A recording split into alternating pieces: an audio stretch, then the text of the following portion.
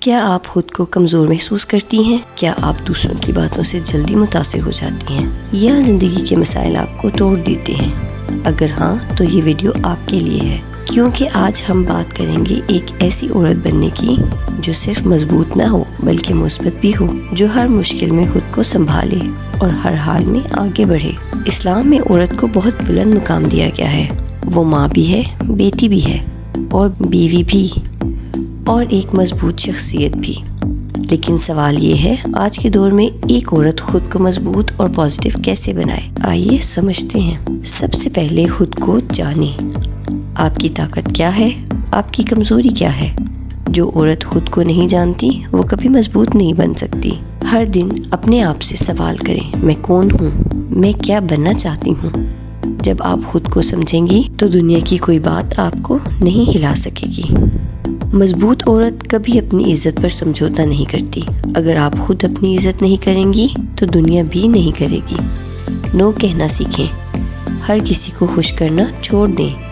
یاد رکھیں، آپ سب کے لیے نہیں بلکہ اپنی قدر کے لیے پیدا ہوئی ہیں۔ ایک مثبت عورت کبھی ہر بات پہ منفی نہیں سوچتی۔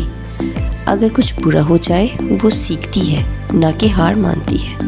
اپنے دماغ کو ٹرین کریں، ہر مشکل میں اچھائی تلاش کریں، کیونکہ مائنڈ سیٹ ہی سب کچھ ہے۔ سب سے بڑی طاقت اللہ پر بھروسہ ہے۔ جب آپ کو لگے کہ سب ختم ہو گیا تو یاد رکھیں، اللہ ہمیشہ آپ کے ساتھ ہے۔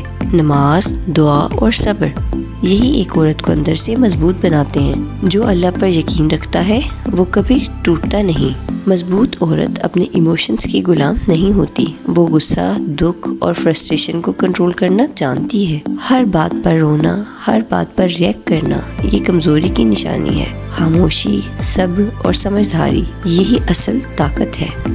ہر دن خود کو بہتر بنائیں، نئی سکلز سیکھیں، کتابیں پڑھیں، اپنے گولز سیٹ کریں، کیونکہ ایک اسٹرانگ عورت کبھی رکتی نہیں، وہ ہر دن بہتر بنتی ہے۔ یاد رکھیں، مضبوط عورت وہ نہیں جس کی زندگی میں مسائل نہیں، بلکہ وہ ہے جو ہر مشکل کے باوجود مسکراتی ہے، سیکھتی ہے اور آگے بڑھتی ہے۔ آج سے فیصلہ کریں، آپ کمزور نہیں، ایک مضبوط اور مثبت عورت ہے۔ کمنٹ میں لکھیں، میں مضبوط ہوں، اور اگر یہ ویڈیو پسند آئے تو اسے شیئر کریں تاکہ ہر عورت اپنی اصل طاقت پہچان سکے۔